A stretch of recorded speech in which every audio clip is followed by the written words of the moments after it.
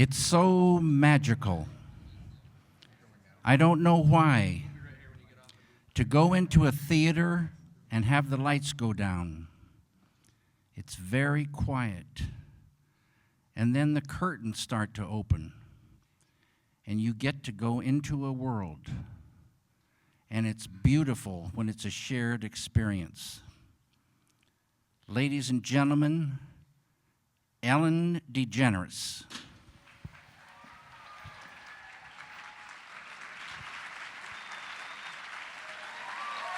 Well, hello.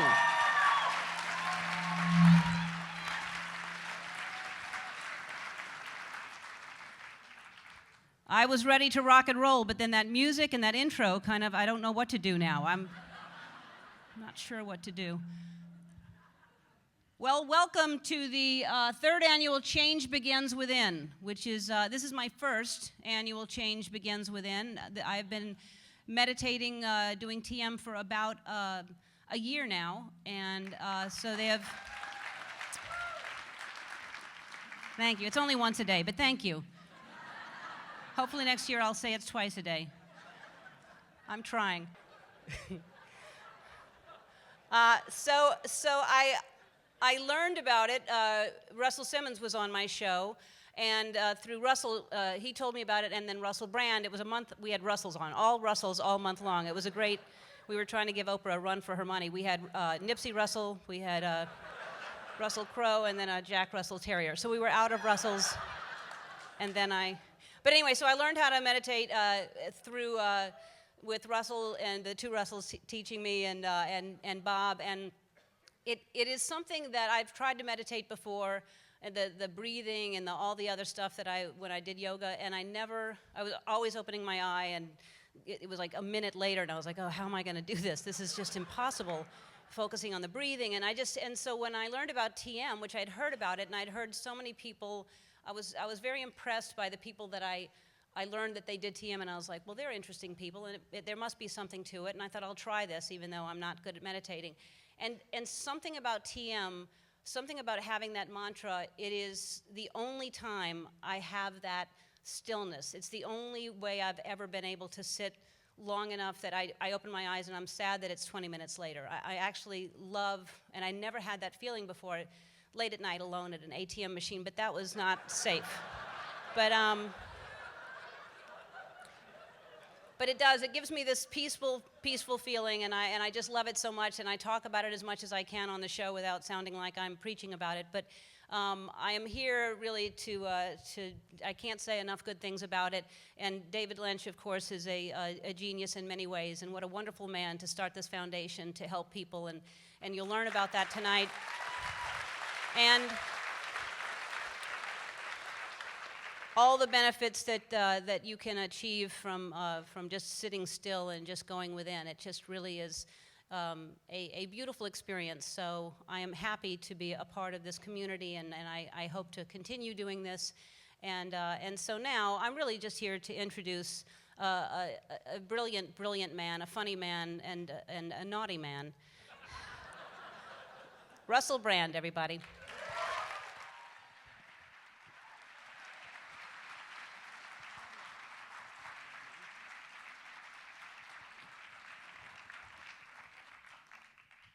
Good evening. Good evening. I suppose good evening is not an idiom that it's easy to elicit a passionate response from. Like, it's not like, yeah! It don't lend itself to emphatic responses. Good evening. Yes, it is a very pleasant evening, particularly for the time of year. It is very relaxed, isn't it? But I suppose for you, because like as Ellen pointed out, you've been listening to music, what I imagine is what fish hear in an aquarium. Sort of aquatic sedative. And also look at the lighting system. I'm adjusting now. Remember, I have to adjust. You've been here a little while sitting, haven't you? Listening to that sort of the nullifying requiem. I just got here. I'm still amped. It's interesting when I do stuff for David Lynch's TM Foundation, because of the sort of corollary, I suppose, and connection between meditation and serenity. And like I'm normally preparing to come out like, oh, what's going to happen? Jesus Christ! Ah! I'm not prepared! But thankfully, I have the tools of transcendental meditation to access a wonderful world. I'll talk about that stuff like in a little bit. Like I will talk to you about the nature of TM and the spiritual element of it, and the having access to a system that connects me, I think, to all of creation and all of creativity, and it makes a mockery of subjectivity, makes me realize that we are all one. I'll talk about that in a bit. Let's not get bogged down in it now. Let's ease into it. Perhaps you'd like to compliment me on these trousers.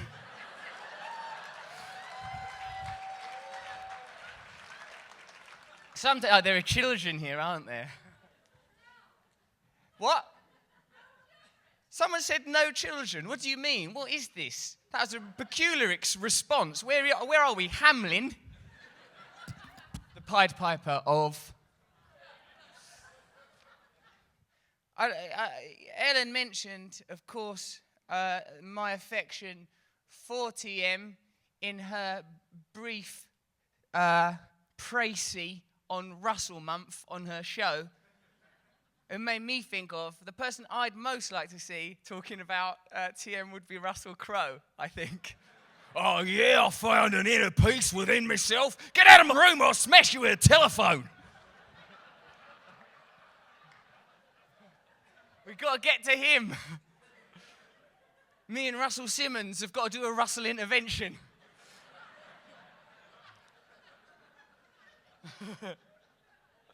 I love him though, Russell Crowe, actually. I met him once at an intersection. I was coming down a hill. That is what happened. That's not even humorous. Coming down a hill, there was an intersection, and at the intersection I see Russell Crowe, and he was wearing what I would describe as the kind of clothes one might wear if you'd just come out of bed and not really planned an outfit. He were ambling shambolically, is how I'd describe it. He were ambling shambolically at the intersection. I see him, and I sat next to my mate, and I was driving. I'm not good at driving, I drive erratically. I looked over, and I go to my mate, that's Russell Crowe. And Russell Crowe turned to see me mouthing through the windscreen. He see that happen. And he sort of came over. All right, mate. And like a big Russell Crowe arm sort of came through the window. Like that. Like it was being done by Andy Serkis. Like Andy Serkis does King Kong, doesn't he? Andy Serkis is the guy that they do all the digital stuff with for green screen things. He's King Kong, he's all of the dinosaurs, he's Gollum, he's everyone. Well, the arm came through like an avatar from another reality. Right through my window. All right, mate. Oh, hello, Russell Crowe, I said, and I was enjoying the moment because that's Russell Crowe. I'm also called Russell. What are we going to talk about, I'm wondering? In this unique moment, in an arbitrary cosmos, randomly generating situations, perpetually, endless, limitless, infinite possibilities, as we guide our way through, zigzagging our jagged way through life, clashing into moments. Over to you, Russell. Kanye West has done a song where he name checks the both of us while addressing Russell Simmons. Ah, thank you, Russell. I've enjoyed this moment, but the lights have changed. Although I don't like to be bound too much by them different coloured lights and all the other rules of the road, because they are, I find, a little bit restrictive. It stops me being in my bacchanalian inner self, because there's too much rigidity to the rules of the road. Here's a tip. You know, sometimes there's a traffic jam. There's these two roads. But in the middle of road, there's a yellow bit, right? And then another yellow bit. No one's in that bit. I call that the Russell Road. Easier. Let's talk for a moment briefly about transcendental meditation now. The reason I love David Lynch very much, and it's difficult to say, is because he's sort of there. Maybe it feels slightly disingenuous, but I legitimately do love David. But let's talk about him in the context of this work. The reason I love him is because, right, he's the most obvious example of genius that I've ever encountered. His sense of childlike wonder at all things. I've been around his house a couple of times. He's normally doing something that you would expect a Boy Scout to be doing. Hey, Russell, I'm making a sculpture from cheese, or something like that. Honestly, I'm making a lamp from the stuff from Jurassic Park that the bug is found in. Amber, I think. Once, I went there, he was studying a dead thing. Hey, look at that, watching this pigeon decay. Have you noticed the beauty of the cycle of life?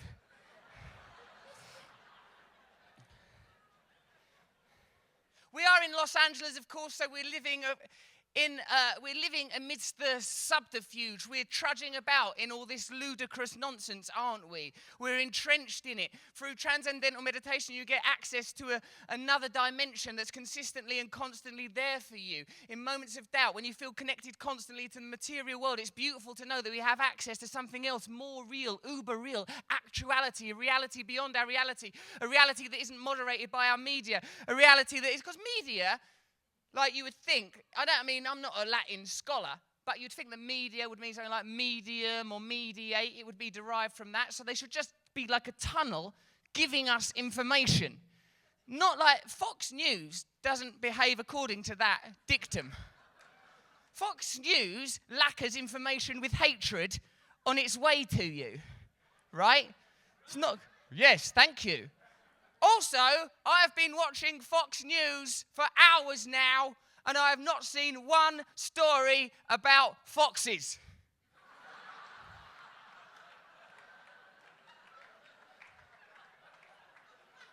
It's usually trying to make me anxious about immigration. Be careful, there are immigrants. Oh, why are they so worried about immigrants? An immigrant is just someone who used to be somewhere else. Hey, have you always been there? No, I was over there for a while. Ah! Get back over to where you originally were.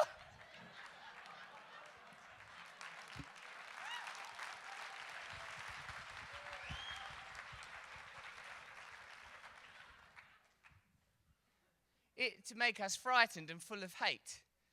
They spray the information with hatred as it passes towards our eyes, with the same louche aplomb as that riot police officer spraying the eyes of children during those recent protests. Did you see that when he pepper sprayed those children in the eyes?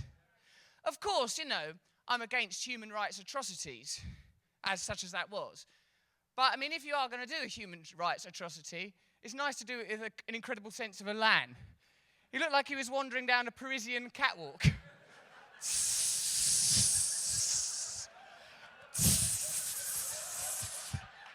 So of no regard for consequence. That's going into children's eyes. That's like how Karl Lagerfeld would behave at a riot. Remarkable, really. Because he didn't care that the pepper spray was going into the faces of young children. If you can divorce yourself from consequence, the world is a much easier place to live in. If you don't care that your actions hurt people, life's probably like some amusement park. Let's not go down that road. So, I'm only really here to generate goodwill. And what was the thing I was going to... Like, in case you sort of think, some of the things he's saying are a bit weird. These are, how is that helping us? You must remember that I'm doing this for free.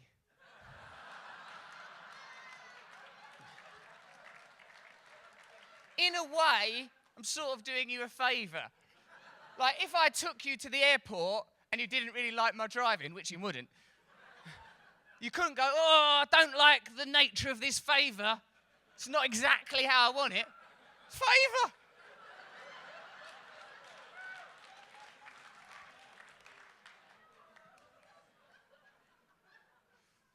Now I'm going to do some functional things about the structure of our evening. Let us look at a videotape thing together, which will give us information, which will make us be able to judge TM better. Let's look at it now with our eyes. You know, I remember when I first heard that some little kid, brings a gun into school. And then you start hearing all these problems. I have a school where there's been 24 murders since January 1 in my neighborhood. I have kids suffering from post-traumatic stress in children. Kids have so much on their plate this day and time. I can't concentrate. I get overly frustrated sometimes. Kind of angry all the time.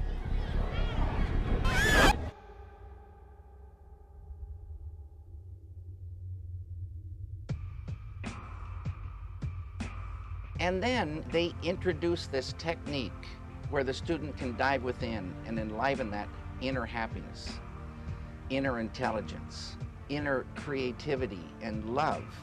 And they see the problems start evaporating. Slowly everything started changing. And then now it's a lot better. And there's no fighting in our school. Everybody's getting along.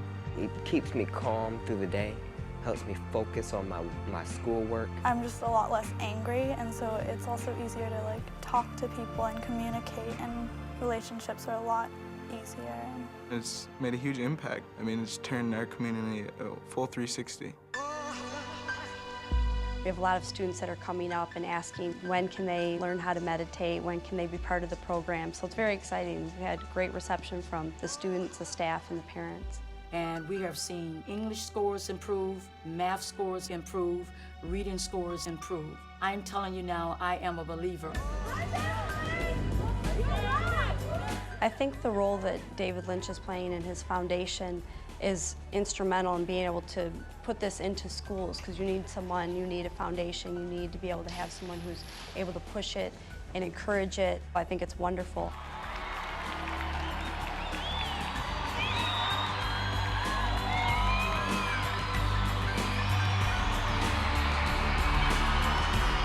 When you see it, you say, how come this isn't everywhere? How come it's not? It just works.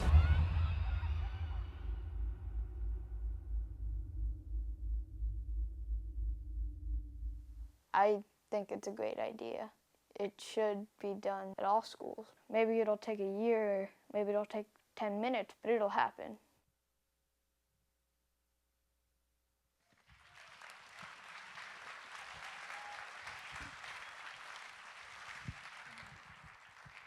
I really like that video. I went to one of them schools recently. It was really, really amazing. It was a school in San Francisco where 90% of the children were living on less than the families of the children were living on less than $17,000 a year. There's a lot of crime in the area where they were living in. The meditation, I meditated with them.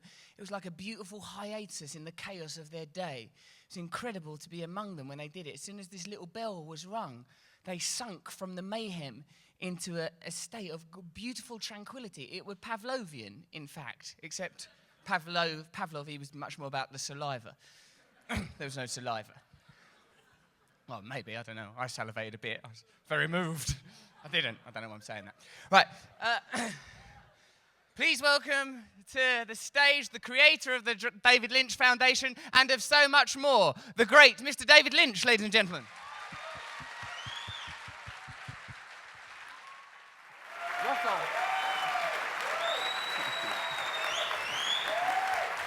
Thank you. It's real easy to follow an act like Russell.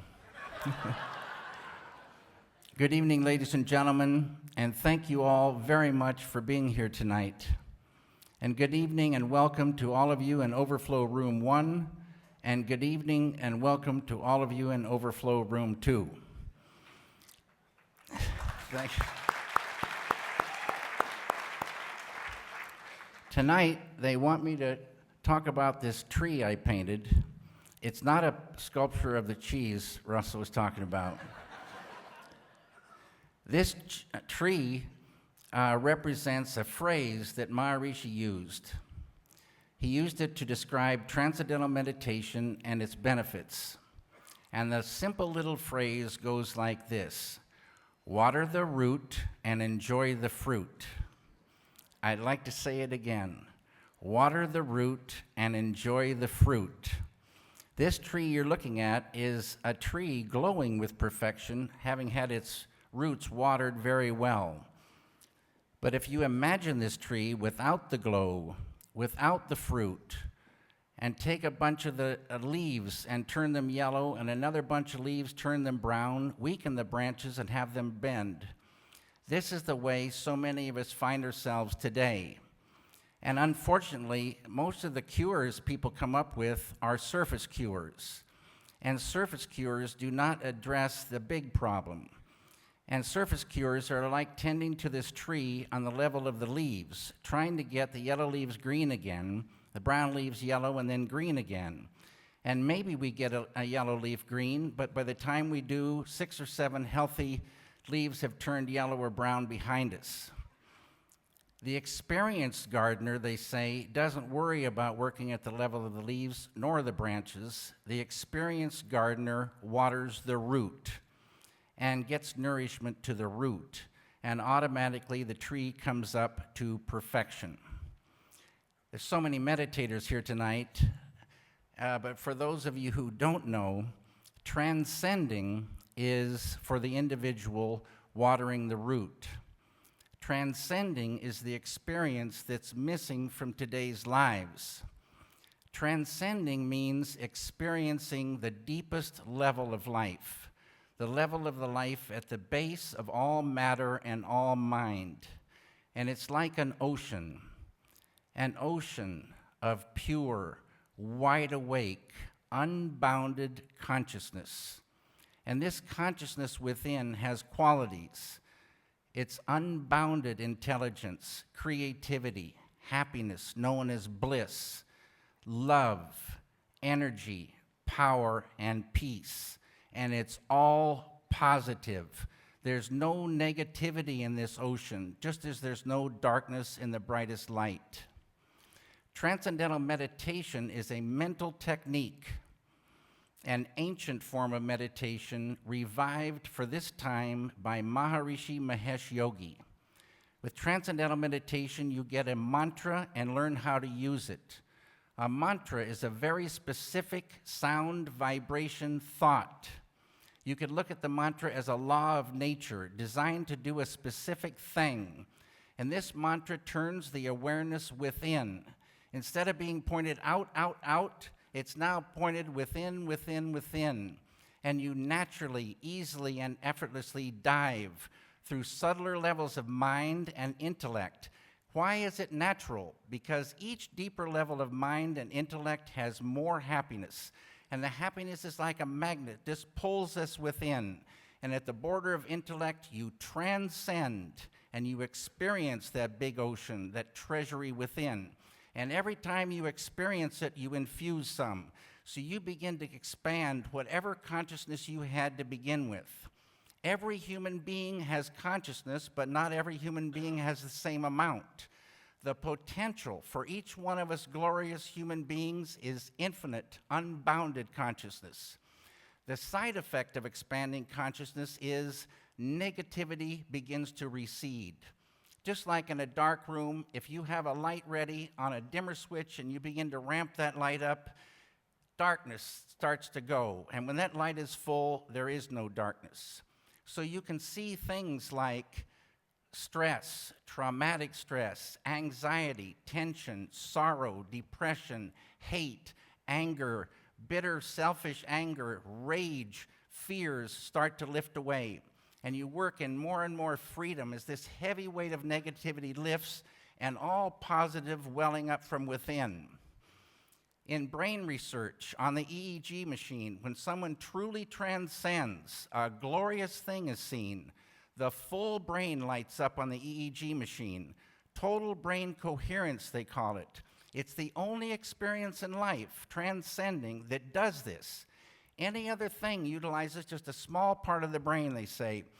One little small part for singing, another little small part maybe for mathematics, some small part for painting a picture. Here's an experience that brings the whole brain into concert, full brain engaged. It shows you the beautiful relationship between the human being and this field within, that ocean of consciousness. So watering the root is transcending for the human being, and transcending leads to the full potential of the human being, which is called enlightenment. Enlightenment is total fulfillment, total liberation, a state described as more than the most, zero negativity, zero suffering.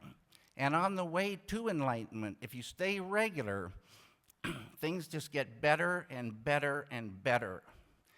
Maybe the events of our lives will stay the same, but those positive events will get more and more enjoyable, and those not so positive things, you'll go through them easier and easier. Mankind was not meant to suffer. Bliss is our nature. The individual is cosmic. Don't forget that. Change begins within. Water the root and enjoy the fruit. Thank you for listening.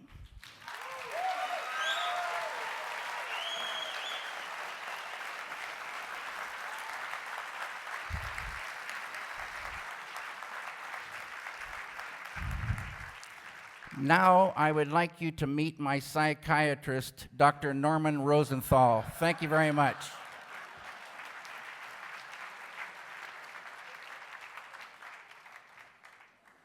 Thank you, David, for that confidential introduction.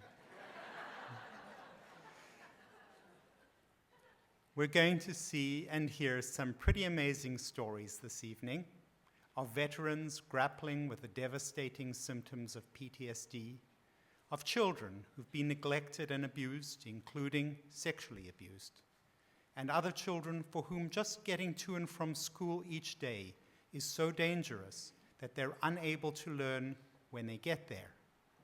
The good news, of course, is that all these scenarios respond well to an apparently simple but amazingly powerful technique. Yes, you've guessed it, transcendental meditation. Wounded warriors can now start to lead happy and productive lives, and traumatized children can begin to enjoy their childhood. Put simply, TM can heal and can transform people's lives. What connects all these stories tonight are stress and trauma, which is really just an extreme form of stress. People who are terribly distressed and stressed, be they soldiers under mortar fire or children being abused, sustain a blow to those parts of the brain, such as the amygdala, that register danger. And these parts, these brain centers, continue to reverberate long after the danger is over, like a gong that continues to vibrate long after it has been struck. Our fight or flight responses remain on high alert, resulting in hypervigilance, flashbacks, and nightmares, all of which are symptoms of post-traumatic stress disorder. Researchers have shown that if you startle people with unpleasantly loud noises or violent movie images, those who practice TM regularly will settle down much more quickly than their non-meditating counterparts. TM appears to be acting as a surge protector, reducing the impact of stress on the body and the mind. During a TM session, a soothing flux of alpha waves sweeps over the brain, especially the prefrontal cortex just behind the forehead, which is the part of the brain responsible for making good decisions and judgments. The electrical waves in different parts of the brain begin to work more coherently together. We enter, as David has so eloquently described, a state of transcendence, in which we are calm but alert, and at times very, very blissful. Practiced repeatedly, these effects permeate our lives, even between meditation sessions, an effect best demonstrated by the beneficial influence of TM on the heart and the blood vessels. If I can have the first slide. What this shows here is blood pressure results in hundreds of people who've practiced TM for a few months compared to controls. As you can see, TM lowers blood pressure, both the high one, which is the systolic, and the lower one, which is the diastolic. The so-called silent killer is high blood pressure. and the resulting reduction is significant, not only statistically, but also clinically, because over time, practicing TM regularly can reduce heart attacks and strokes and actually prolong life. Now that sounds pretty wild, doesn't it? Well, take a look at the next slide and judge for yourself. What this slide shows is a follow-up study that Dr. Robert Schneider and colleagues conducted on people whose blood pressure they had previously studied. An analysis of national death records revealed that compared to controls, those people previously assigned to the TM condition, an average of 7 years earlier, showed a 23% reduction in overall mortality and a 30% reduction in cardiac mortality. Now, death by cardiovascular disease is the #1 killer in the US, so we should all be pricking up our ears at these results.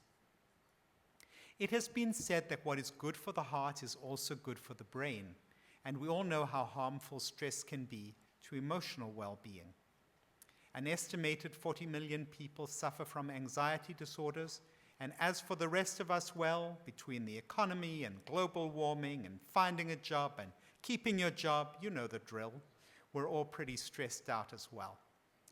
The good news is that TM can cushion the impact of many different types of stress.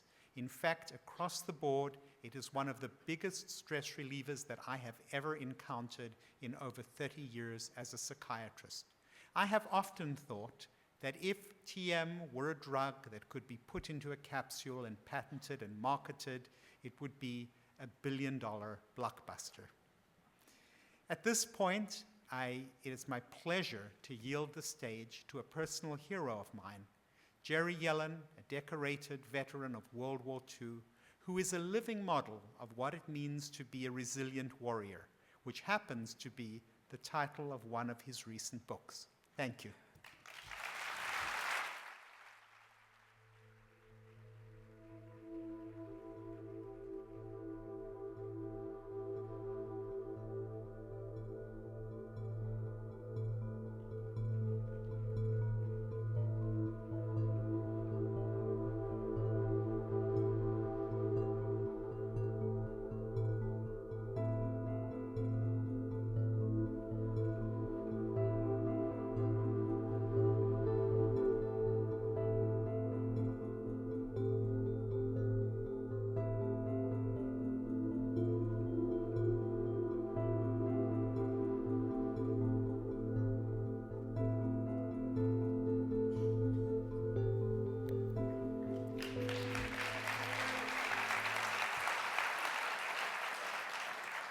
Thank you very much. My name is Jerry Yellen, and I'm just one of 16 million people who served our country in World War II.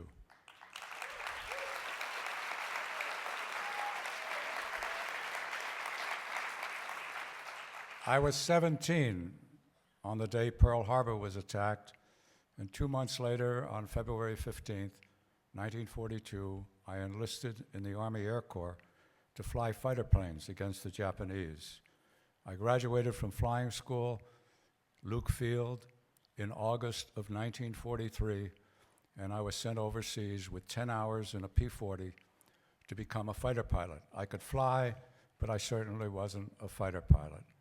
I stayed in the 78th Fighter Squadron when we transferred to P-47s, then P-51s, and on March 7th, 1945, 3 weeks into my 21st year, I landed on a small island called Iwo Jima, 8 square miles of land, 650 miles from Japan, where 90,000 soldiers were fighting and 28,000 died.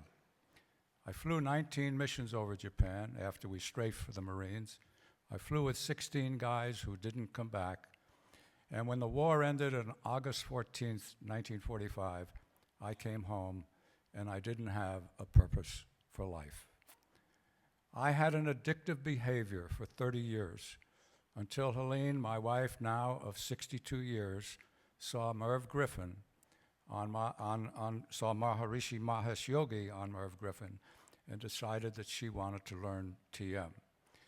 And a few months later, I learned TM, and my life changed. In 1983, I was invited to go to Japan.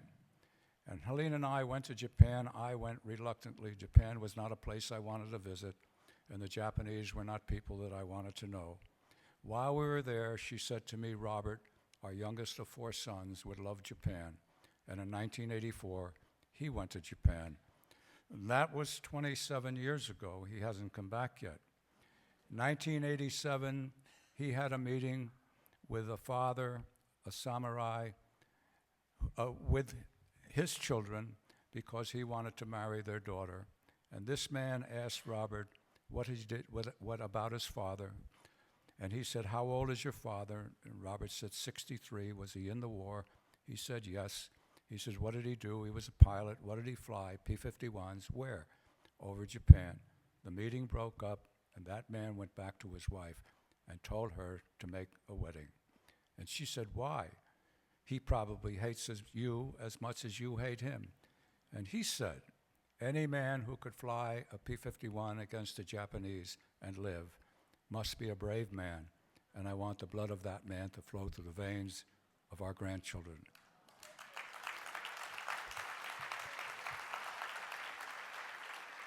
Because of my sons, because of my wife, I became a changed man. I learned transcendental meditation, and I gave up addictive behavior, and I recognized last year the need for the veterans, the 1% of this country who represented us in war, 3 million soldiers, 1.25 million who fought in Iraq and Afghanistan cumulatively for the last 216 months, 18 years. We need to help them, and Operation Warrior Wellness is reaching out through people who are in the help industry for the good of the soldiers. TM can help them and does help them. We're working with the IAVA, the Iraqi Afghanistan veterans. We're working with Tara Weiss, who has formed a group of people called the National Women's Veterans Association of America. We're working with Wounded Warriors. And we, 99% of America, must find a way to support the 1% who have been fighting for these last 216 months. I appeal to all of you to think about what you can do to help us, help them, help themselves. Thank you very much.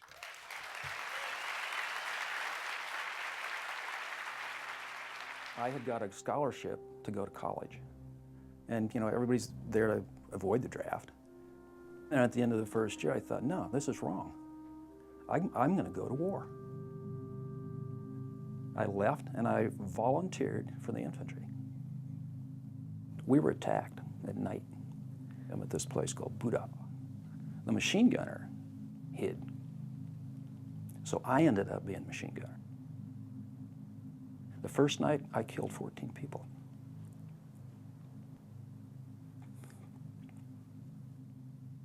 That fight went on for 2 weeks. 2 weeks. So this is very, very, very distressing. And it creates huge amounts of distress in your system. In your system.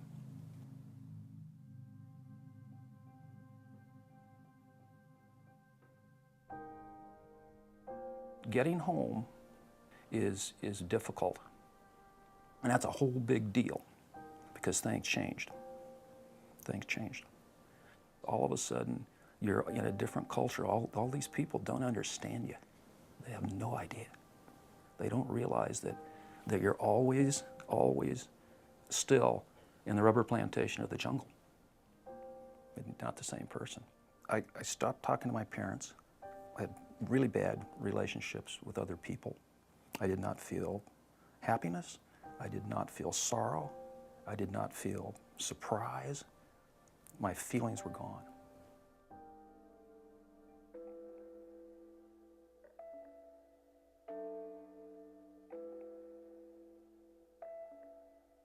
The first time that I learned about transcendental meditation was in Vietnam. December 18th, 1967, Newsweek. This is that 2-week battle at boot up that I was telling you about. And this is my unit. We went out and got ambushed. And this is me, doing my job. And then later in the magazine, coincidentally, is this. That's where I first learned about TM. This is an article about Maharishi Mahesh Yogi, and a couple of guys in my platoon. One of them got the magazine, and he came running over. He said, "Burks, you got to read this." So I did, and I said, "I'm going to do that. I'm going to do that."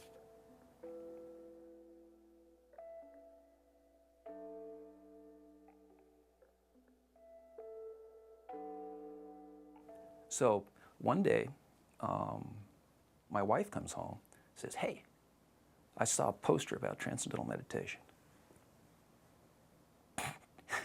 And I remembered that article in that magazine about Maharishi, and that I said I was going to do this. So I go in, and he says, "Okay, sit down, do this." And I could not believe what happened. It was the difference between heaven and hell. It was absolutely transformational. And from that moment on, things changed. Things changed. No more drugs, no more alcohol. Life changed. As time went on, I stopped looking for ambushes. I was able to go back out in the woods, which I really enjoyed. My wife and I got along better. All of a sudden, my parents were back. I started making friends again. My grades went back up to A's. Sex was better. Everything was just better. My emotions came back. My life came back. My feeling is that the experience that I've had from TM basically saved my life. It certainly saved my way of life.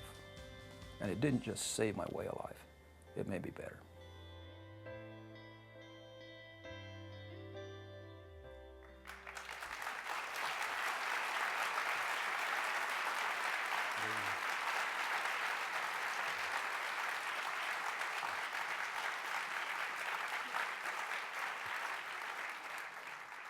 Thank you so much for coming. My name is Dan Burks. This is my wife of 41 years, Cindy. Our son, Salim. And our daughter, Jessica.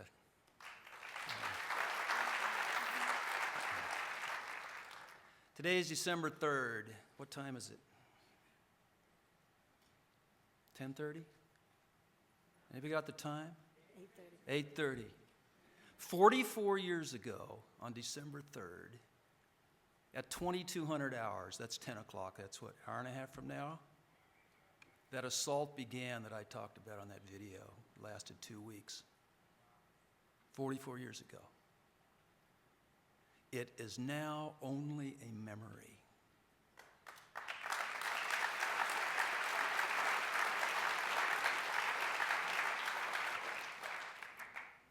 We are PTSD survivors because of the regular practice of transcendental meditation. And from the bottom of our hearts, we want to thank you all for supporting the organizations that are helping our veterans and the David Lynch Foundation that is partnering with these organizations. Thank you very much for your support. Now, Operation Warrior Wellness has helped veterans from World War II, Korea, Vietnam, and it will save the lives of thousands of Iraqi veterans and Afghanistani veterans. PTSD not only affects the soldiers, the impacts can definitely be seen on the family my wife suffered. Julia George lived the same nightmare that her son David did after returning from Iraq. When that car bomb went off, I remember everything was in slow motion. It's so horrible, these explosions and killing and seeing his friends right in front of you, your good friends. That was the hardest for me, listening to everybody screaming. I didn't know how to deal with that, and it just, something stayed in me, or I should say, something went away. Oh, when he come back. That's the part that sometimes I don't like to talk because it's so painful. He was out of his mind for the effects of the war. I just gravitated towards alcohol. I bought whiskey, I bought Jack Daniels. Because as soon as I had a couple swigs, I was like, all right, well, that takes care of that. And so every time afterwards, when it would creep up, you go drink. He had many car accidents because he was drinking. He said, I don't care, Mom, I don't care. If I die tomorrow and I crash a car. So I was afraid many times he will kill himself. Many. That one day when I come from work or when I go downstairs, when I wake up in the morning, he will be dead.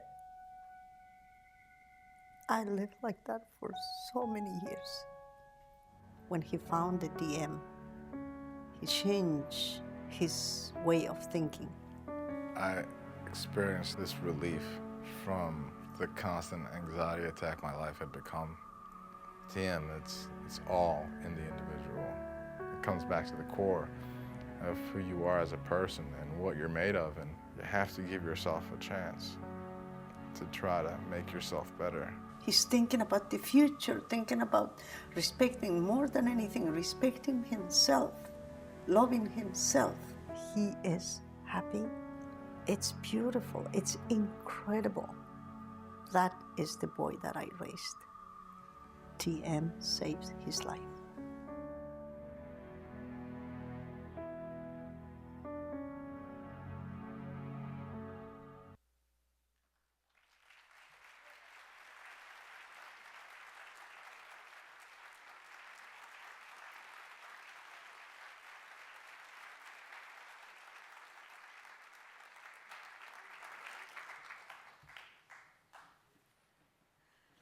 Thank you very much.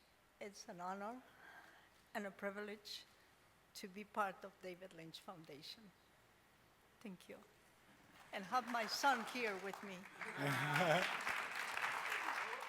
I've been meditating now for 2 years, 7 months, and I just counted 4 days.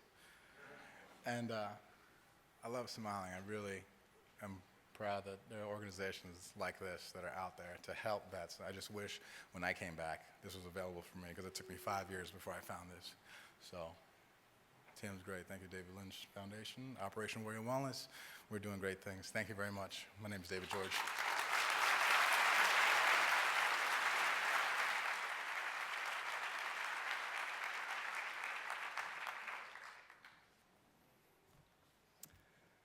Good evening. My name is Brian Reese. I'm a physician in the Army Reserve and a veteran of Iraq and Afghanistan.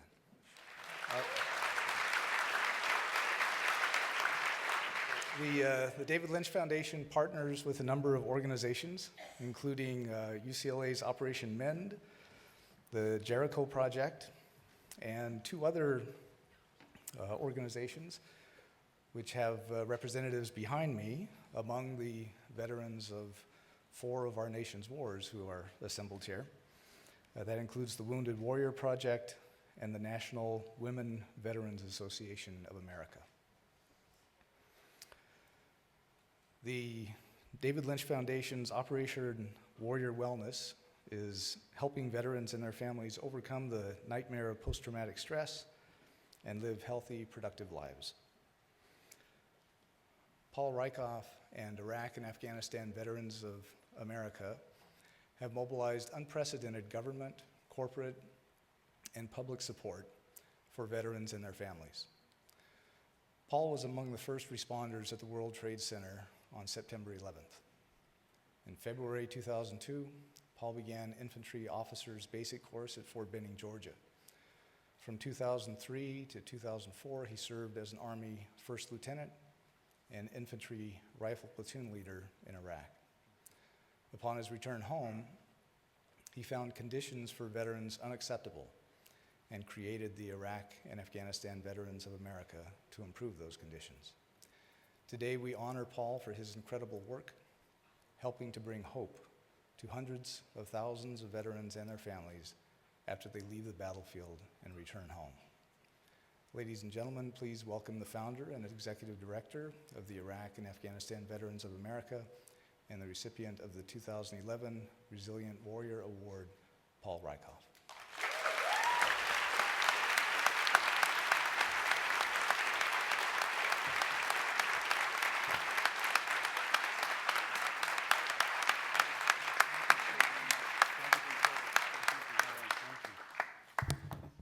Thank you very much. I'm really humbled.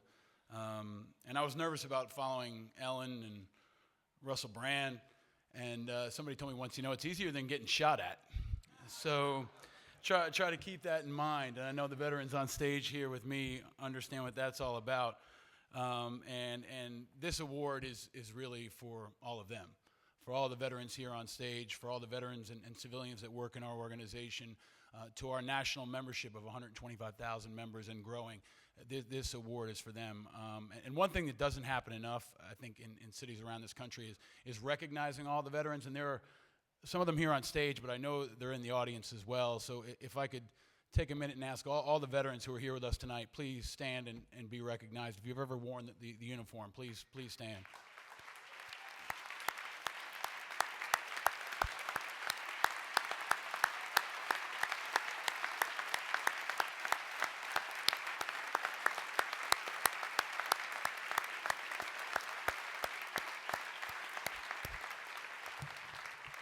So I was in Baghdad for about a year, and Baghdad's a lot like Hollywood. It's hot and sunny. Most marriages last less than a year. And everyone wonders what the hell you're doing there. But it was a place where I learned a lot, and I learned how much support was necessary. So I also want to thank David and Emily Lynch for their vision and for their leadership. They've really stepped up here, and they're showing the country the importance and the value of supporting our veterans. Also, Bob Roth, I didn't see him tonight, but he's been so generous to me and everyone else on our team. Also to Heather and Joshua, who came from the Lynch Foundation to teach our staff TM in the last couple of weeks. And especially thanks to that team and to my amazing girlfriend, Lauren, who always stands beside me. Hooking up with us when you do this kind of work is a lot like a deployment. So the families back home, as you've seen, they deserve as much credit as we do. So I'd ask you to please give a round of applause to all the military families.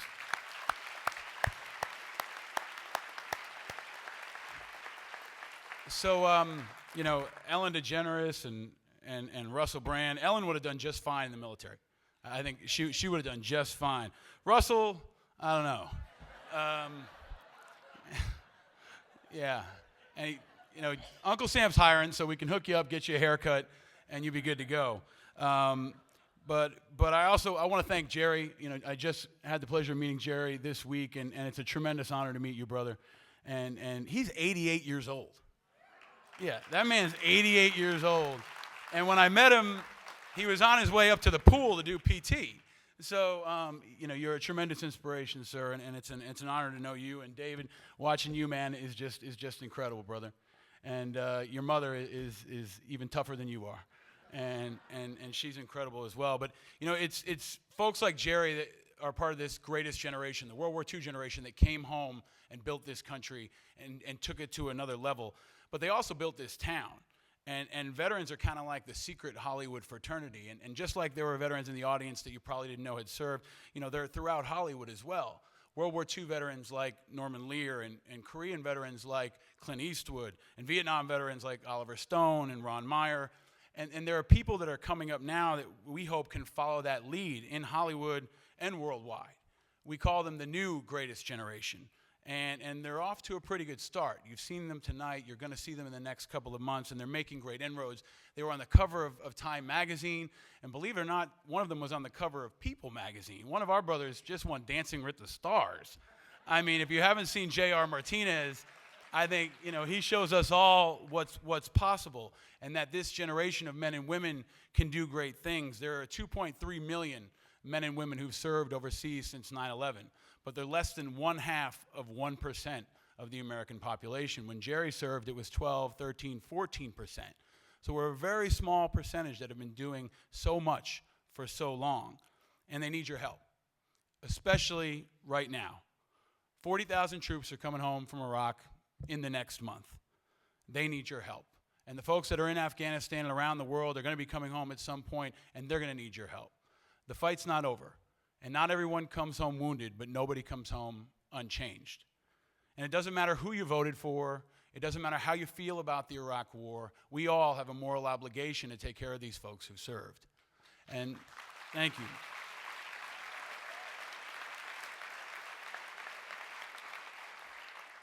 And they're not victims. They're leaders. If you invest in these folks, if you support these folks, they'll save themselves and they'll save others and they'll save lives and go on to be incredible teachers and business leaders and politicians. They're so full of potential, but they face tremendous challenges right now. Homelessness. If you live in Los Angeles, you know, you see it every day.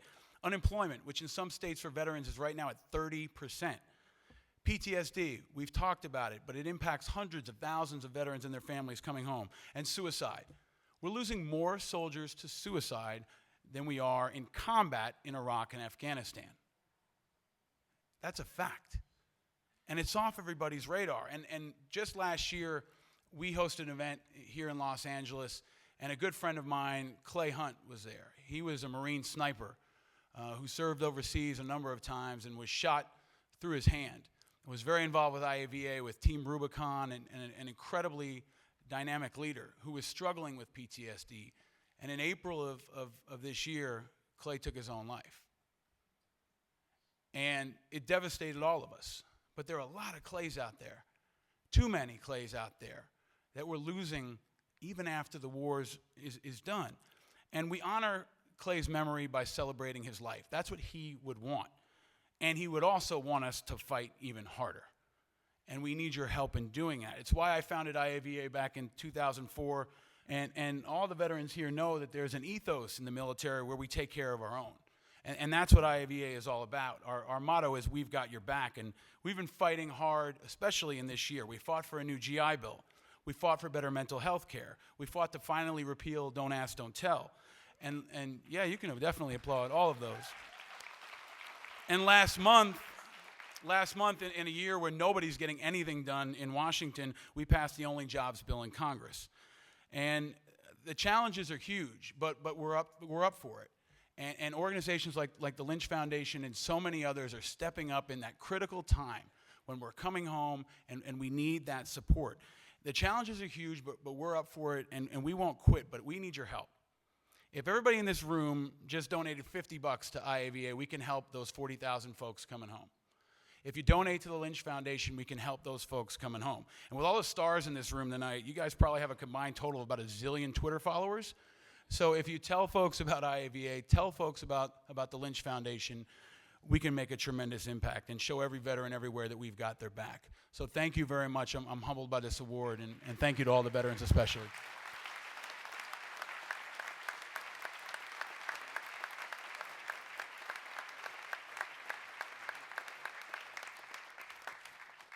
Well, Paul, supporting the mental health needs of veterans has become a driving issue for your organization and ours. It's a challenge as vast as it is urgent. We Marines are a boastful lot. And a story to me told by a Marine friend was, which I love to share. I spoke yesterday at the press conference on it. And when President Obama in 2009 said, "Freedom is not free, but the United States Marine Corps will pay for most of your share." The key word here is most. So that means that indicates there's still room for the rest of us to contribute. You and the Iraq-Afghanistan Veterans of America have shown America, and more importantly, Congress, what needs to get done. Your priorities are veterans. For your veterans are mental health, finding veterans jobs, and education. And Operation Warrior Wellness got your back. We look forward to working hand in hand with you in 2012 and beyond. God bless America. God bless our veterans and the families who they leave behind, so we all may sit here and enjoy our freedom. Congratulations again for being our resilient warrior for 2011. God bless.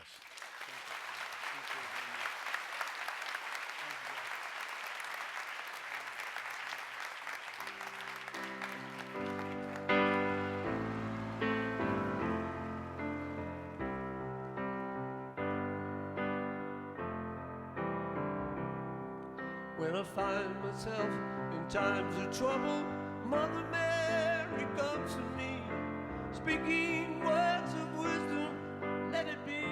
I think that the time is right now for these kind of ideas. The idea of what you're doing, of putting this into schools, I think is a fabulous thing. To me, it's like a seed, that it's for sure if you take a great seed, an acorn, and you don't put it in the ground, it's pretty guaranteed you won't get an oak tree. But if you put it in the ground, there's a very good chance you'll get an oak tree.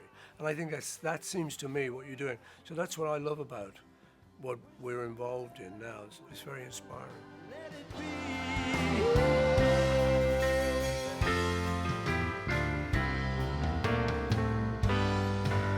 Oh, now let it be.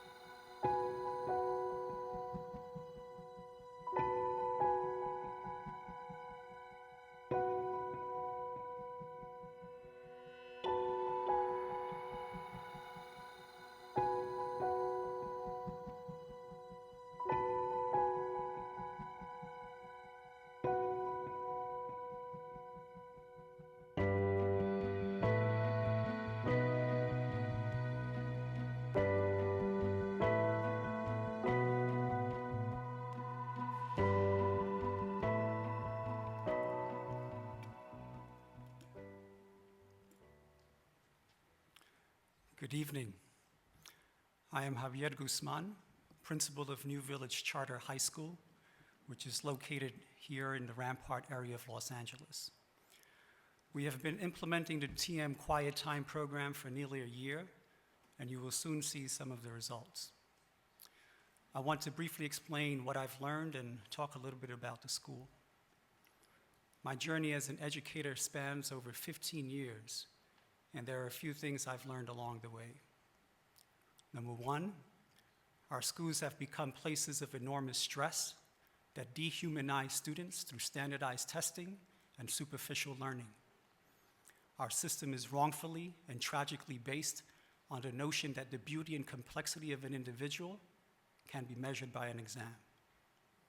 Two, for my students and the thousands like them, the options they are given are inadequate. The bar is set low, and little is expected of them. Mostly, they are taught to regurgitate information at breakneck speeds under the guise of equity and the achievement gap. Three, we need to move away from that and build schools that consider the whole person, that understand that our students have passions and interests, and that give them the tools to transcend their environments. The typical student at New Village Charter has experienced major trauma in her life. Nearly 50% are pregnant or parenting. Over 60% have previously dropped out of school or have been expelled or counseled out by other schools. Some battle drug addiction. Many have been victims of violence and abuse. A handful have not been to school since the 6th or 7th grade. And virtually all live in poverty. This work of teaching TM to our students isn't only about releasing stress. For my students and the thousands like them, it's about combating the problem of poverty and the poison of low expectations that clearly has been institutionalized and reinforced in our educational system. This work is about breaking destructive cycles of behavior. It's about being given the tools to truly reach one's full potential. And as one of my students stated, it's about opening a door to someone I never knew I could be. Thank you. A lot of the students are going through a lot of stuff at home.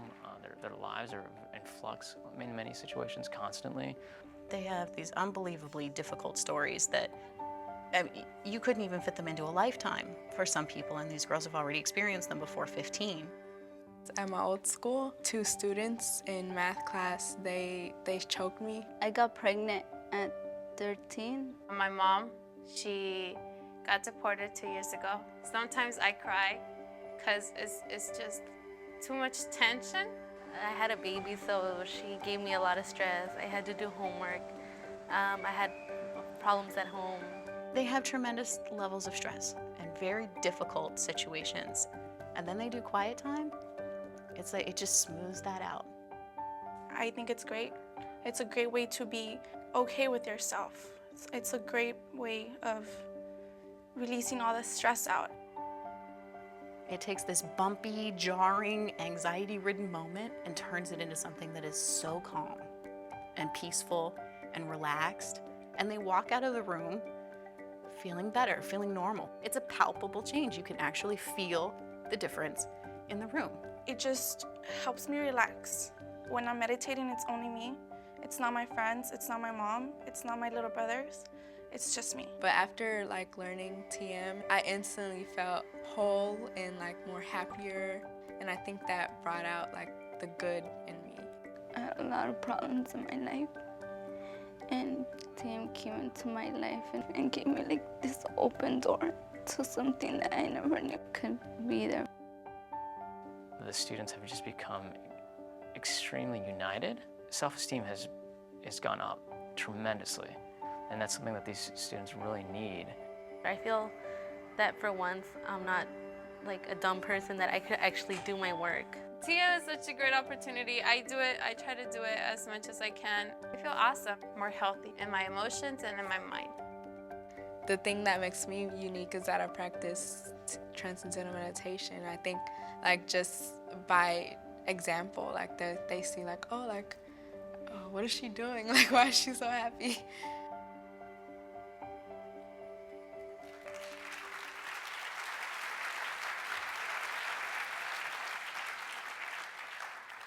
Please join me in welcoming 4 of my wonderfully gifted, talented, and resilient young women. Casey.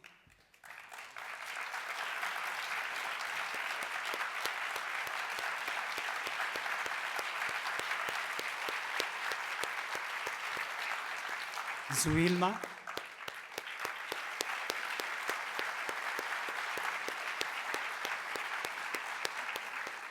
April.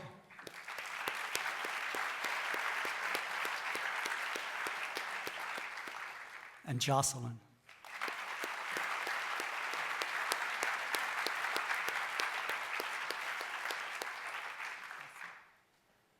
Thank you.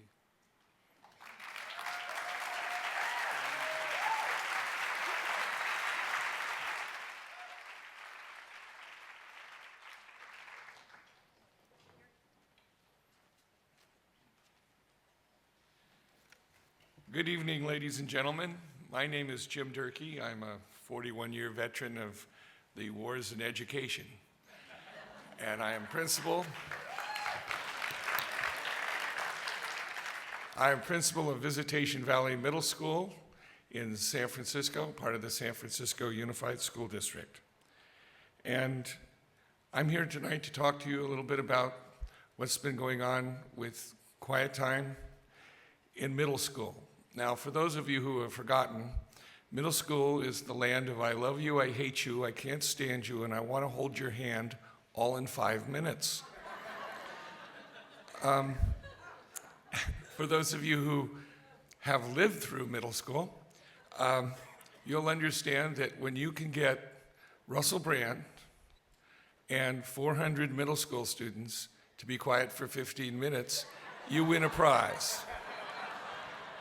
And that's what happened in my school on Tuesday because Russell dropped by. And we all did quiet time together in the auditorium. And if we filmed this, so hopefully it's going to go to the Guinness Book of Records, and I think it's got to be a record for this one. We started Quiet Time at my school 5.5 years ago because we really needed to do something to change the environment. Most of the kids at my school either had witnessed someone shooting somebody, were related to somebody who was doing the shooting, or were related to somebody who was shot. It was a very, very stressful place, and as the previous principal has pointed out all too well, right now schools have taken on the majority of the role of kids' lives, and they need to be joyful and happy places, and that hasn't really happened in the urban environment lately, and we need to change it. And luckily for my school, we met up with the David Lynch Foundation. We have a saying at my school, the good deeds speak for themselves, and David Lynch and his foundation certainly live up to that motto, because they came and helped us transform a school that was at the bottom of everybody's charts. And when my school's name was mentioned, everyone would say, oh, that place. Well, they don't say that exactly the same way anymore, because we've been able to do some tremendous changes. If we could roll slide 1, I'd like to show you in the first year of Quiet Time, we used the 8th grade as a control group, and the 6th and 7th grade learned Quiet Time. So as you can see by looking at the slide, that as the year went on, the suspension rate dropped tremendously with those kids who have learned Quiet Time, while in the controlled group, it remained high. So there was a 45% relative change. Could we see slide 2? This shows the trends in suspensions over a 3-year period. And since my boss is sitting in the audience, I have to do really good at this. We had the highest rate of suspensions in the first year, but by the 3rd year, we had the lowest rate of suspensions in the district. My dean actually found a second job because he wasn't suspending people quite so often. If I could have slide number 3 up there. Now, coming to school used to be a fine art. You had to run from your house to the school, and hopefully you made it there, and then you could do the vice versa going back home after school. We made school such a great place that our attendance went from something like 67% to 98.3%, which is really fantastic. Now, last year at graduation, I had started a few years ago a trophy that we would give out to the student who had the best attendance over a 3-year period. And last year, I had to give out 18 awards for perfect attendance for 3 years. 18. And you know, that was really something. I just have to say that it was amazing. If we look at the next slide, you will see that our GPA also trended up over the time that Quiet Time has come to our school. And we have a really outstanding high school in San Francisco. It's one of the best academic schools in the United States, Lowell High School. It's very difficult to get into this school. You have to have really good grades. And we used to just tell people where the building was. We never told them that they could apply because we never thought anyone could actually get there. Last year, 18 of my students of a class of 100 were accepted at Lowell, which is really something. Plus, we sent 4 students to private high schools on full 4-year scholarships, so that was really tremendous. If I could have slide number 5, please. The rigor that's needed for increasing academic achievement, there's many different parts, and I could bore you all evening with it, but I won't. I'll simply tell you that you have to have a really great team of teachers, and you have to have kids that are very, very committed to learning. Schools like mine were bus stops for teachers. They would stay 1 or 2 years, and then they would leave and move on. I've not lost a faculty member in 4 years at my school. And it's really turned out to be that the teachers who have all learned quiet time, the students have learned quiet time, I have learned quiet time, and we all have a great time doing quiet time, and the people at my school are very, very happy now. There's a survey that is given yearly by the superintendent's office on many different parts of how a school operates, but one of the most important parts is whether or not you like your school. The students have to fill out the survey, the parents can fill it out, and so can the teachers. And my school turned out to have the most joyfulness of any school in the school district last year. So that was really great. The predictive power of demographics is something that we banty around a lot in the school business, and the researchers can tell by looking at the zip code of where the kids go to school whether they're going to do really well or really poorly. Only 2% of the students at my school's parents went to college. The average, over 90% of the kids at the school's parents make less than $18,000 a year. And so the statistics were supposed to be that my kids weren't supposed to do well. They were supposed to have high truancy rates. They were supposed to have low grades. They were supposed to be dropouts. Those things are not happening at my school. Our school has really, really changed. We're changing the power of demographics as far as being predictable. And a lot of it is due to Quiet Time and the David Lynch Foundation, and I really like to commend all of the people that made this possible. Thank you and enjoy your evening.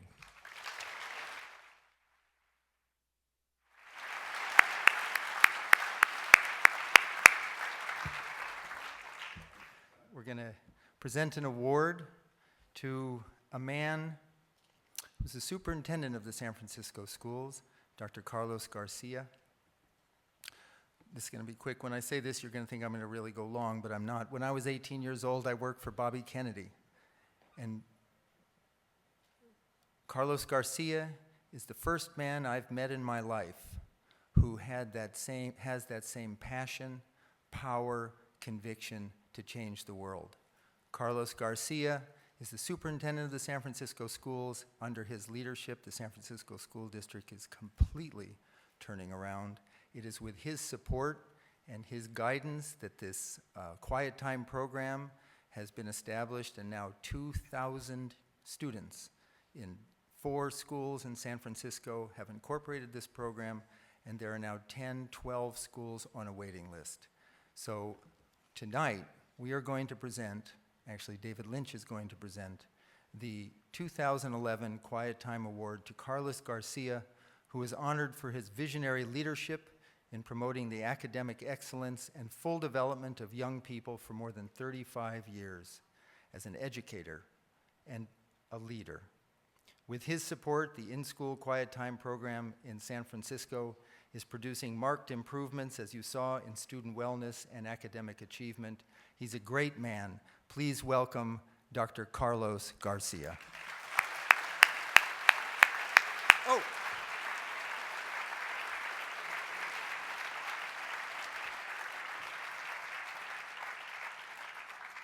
But before we hear from Carlos Garcia. 6 months ago, Dr. Garcia spoke at a conference in San Francisco. We picked out about a 1-minute clip that when we were watching it, all of us in the back of the stage, oh my God. So we're going to watch that, then we'll hear from Dr. Garcia. We talk a lot about social justice, but isn't it ironic that in an age like ours, that we teach children about everything except about themselves, about who they can be when they have quiet time. When you go onto these campuses and you talk to students and you ask them, tell me about it, why is it so great? Consistently you hear the number one thing. They say, this is the only quiet time I have in my life. Because where they come from, all of us forget. There is no quiet time. And so you can't have social justice in a society where we can't even provide that basic right to them. This is what quiet time does in our schools.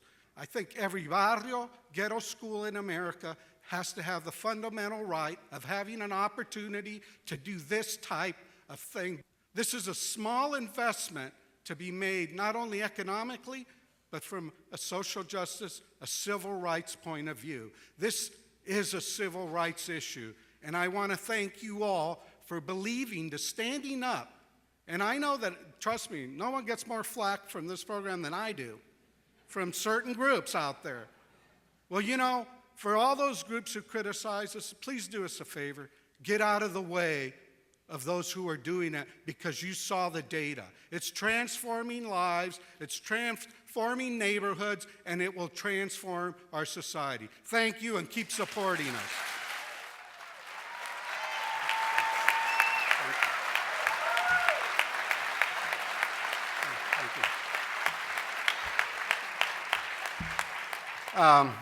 You know, to get an award, I'm so honored for doing the right thing. I mean, I'm sorry, you know, this is a no-brainer for me. You know, my brother, who's a year older than me, is a Vietnam vet. He's been suffering from post-traumatic stress syndrome since the early 70s. When I grew up in a barrio poor, not too far from here in LA, I got to see all of that. I saw my first drive-by shooting when I was 7 years old. You know, we, in the barrios and communities, ghettos in America, somehow people think we're invisible and we don't exist. Somehow, when things happen that are so horrible in those places, they're always in the newspaper, kind of in the back, and our day just goes on. Well, folks, our day can't go on anymore. We need to take responsibility for all our children, and not just some of our children. And when you start looking at this, it's not that complicated, folks. If everybody treated every child in America like you'd want your own child treated, we'd fix this problem. In America, we give lip service to children, and we say that they're important, but we don't fund it. We don't get out there and say, if we believe in this, then why doesn't every child in America, why can't we have all those, the waiting list of 16 schools in San Francisco, why can't we get that funded so that they could have quiet time in their schools? We're going to do that. We're going to do it together. Because my mama, like all of you, taught us one thing, that if you want something done, you have to go out there and you have to do it, because no one else is going to do it. And that's why we're here this evening, because we're going to do it. Is that right? I want to thank the David Lynch Foundation for believing in our future, our children. I want to thank each and every one of you for coming to believe in it. Lauren, Jane, who work with us in San Francisco. And really, you know, when Mr. Durkee, Jim Durkee, came up to me and we were having this discussion, we knew we were going to get flack. And we do get flack every once in a while. But you know what? This country of ours has got to stop listening to the small few people who are small-minded, narrow-minded, and aren't looking at the best interests of all of us. If we want to close the achievement gap, and we must close the achievement gap in America, because the achievement gap in America is the modern-day apartheid. That is, because who's affected by it?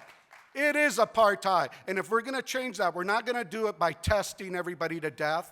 I just came back from China. We don't want to be like them. Trust me, the 70 kids in a classroom and the instruction was boring. We want to be dynamic, exciting, and we want to have joyful learners in our classroom. But if kids don't know who they are as a human being, how can they learn? If the most important thing, how can we teach about everything and kids can't find out who they are? Let's use our, if we continue to do what we've always done, we'll always get what we always got. We've got to stop that madness, and we've got to start implementing programs like this that actually statistically, data-wise, show that they work. This is an intervention that saves lives, and together we can make it happen. I'm honored to be here this evening, and I know everybody says, well, you guys are in San Francisco, the People's Republic. We're a little bit different.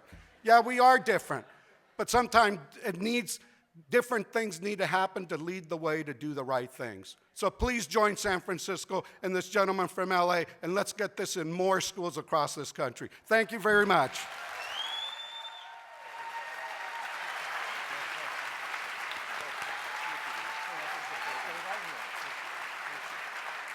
The great Carlos Garcia. Listening to him, you can see the caliber of this man. What Carlos Garcia and his team and the TM teachers are doing in San Francisco will serve as a great inspiration and guide to schools across the world. Carlos Garcia, you certainly deserve this 2011 Quiet Time Award from the David Lynch Foundation. God bless you, Carlos Garcia.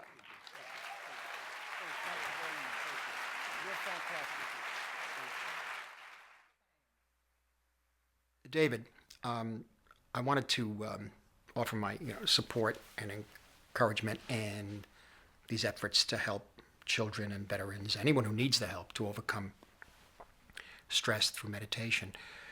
Of course, a lot of drama is projected onto the screens of our consciousness, our minds, day and night, patterns that you learn from childhood, intrigues, resentments, hatreds and terrors. And the most difficult ones, the most wrenching anxieties can be triggered by anything at all. They come upon us and grab a hold of us. And we identify them as real because they're so immediate.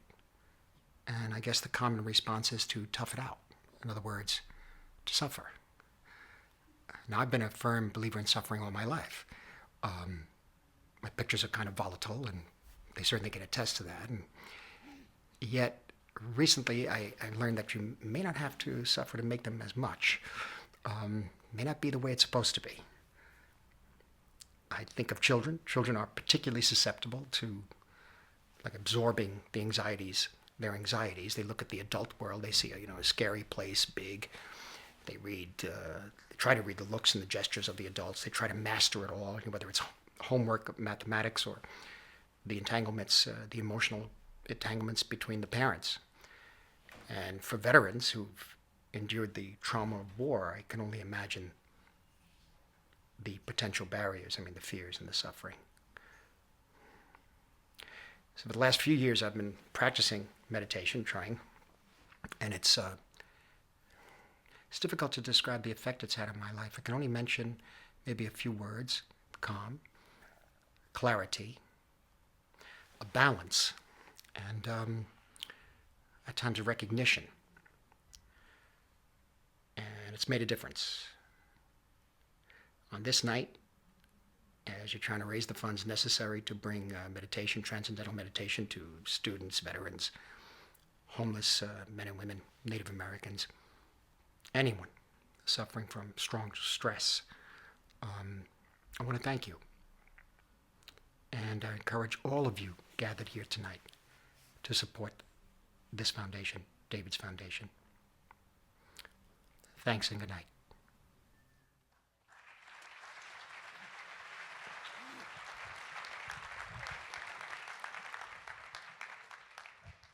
Are you feeling okay?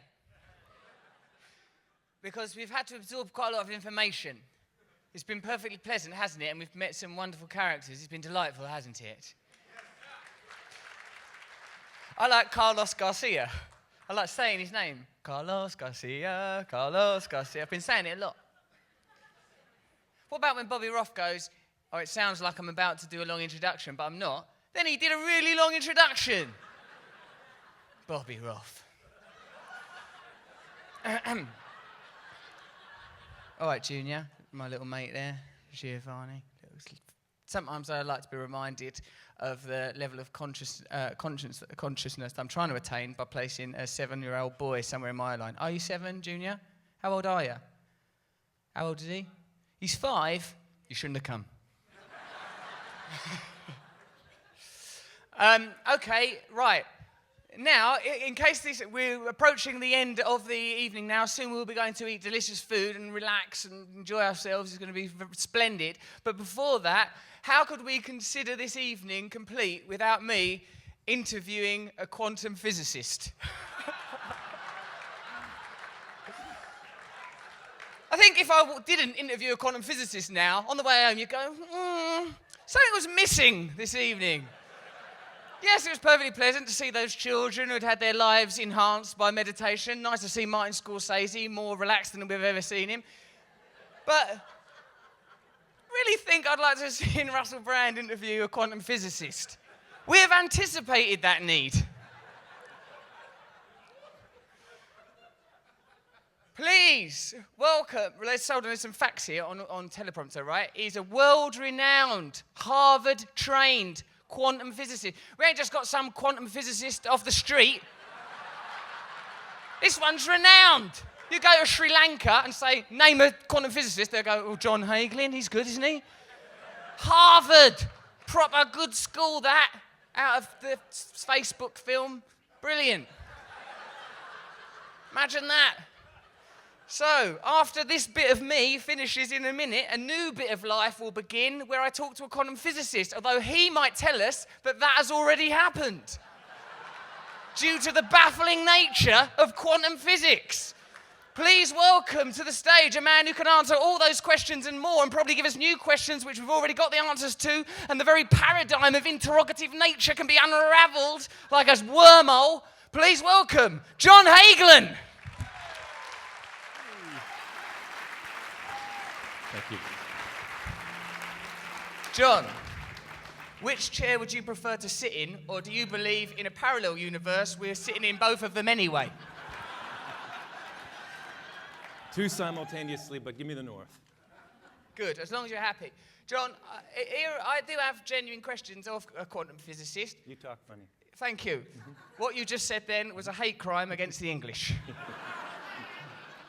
You've learned nothing from the night's proceedings. Come straight out and done a hate crime. John, why on earth are you, a quantum physicist, even here on a night where we're talking about transcendental meditation? That should be obvious. Quantum physics has basically revealed the fundamental unity of life. Surface diversity, but deeper levels at the molecular, atomic, subatomic, subnuclear, electroweak unified, etc., culminates in the discovery of what's called the unified field, fulfilling Einstein's dream of revealing the fundamental unity at the basis of the diversity of the universe. Now, what does that have to do with us? How dare you say I talk funny and then come out with that? So you're saying that the idea that things are separate and distinct from each other on a material level is illusory. Is that what you're saying? Illusion. That's correct. It's a sensory illusion. That's correct. But you can go beyond the senses. And that's what meditation traditionally is. Properly understood, it is a technique to pull the awareness from the outwardly directed senses powerfully within to experience deeper levels of mind, simpler, quieter, more unified levels of the thinking process, and then slipping beyond thought, that's where the transcendental comes in, beyond thought altogether to experience this universal unity at the basis of mind and matter. So we can access neurologically in our own minds the unifying field of creativity from which all energy and matter has come, perhaps even the cosmos and universe itself. Is that what you're saying?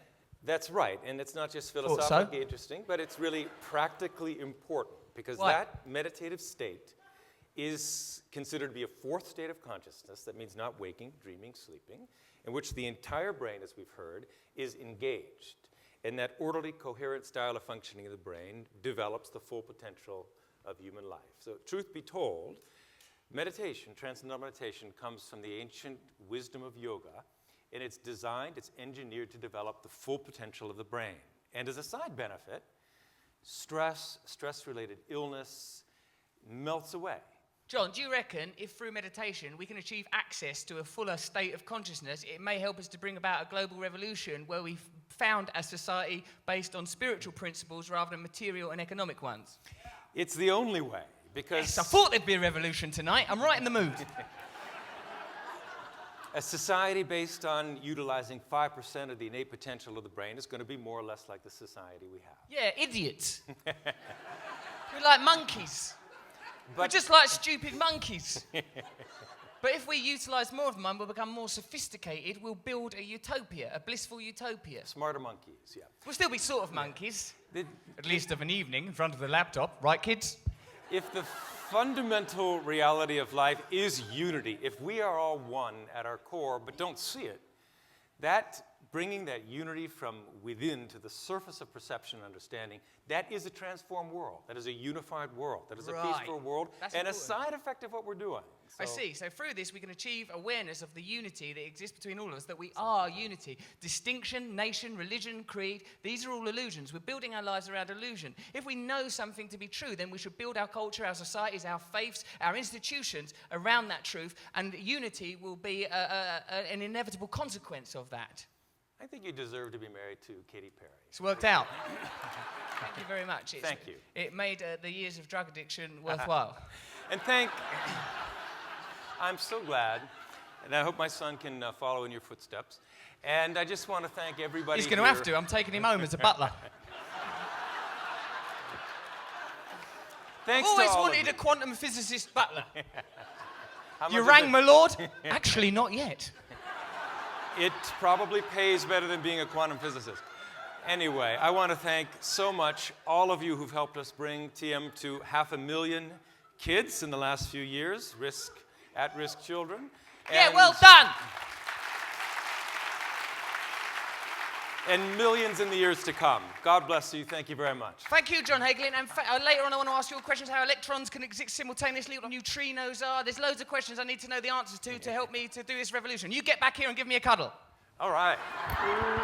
Mwah. Dessert chatter. Neutrinos. Thanks, John. Ladies and gentlemen, please welcome back to the stage our bizarre and beautiful overlord, Mr. David Lynch.